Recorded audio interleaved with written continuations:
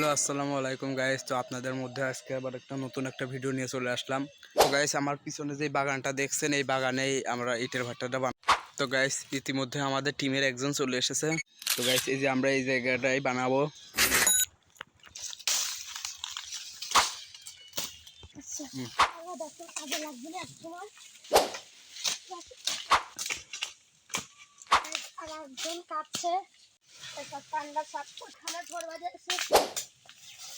মেলা ময়লা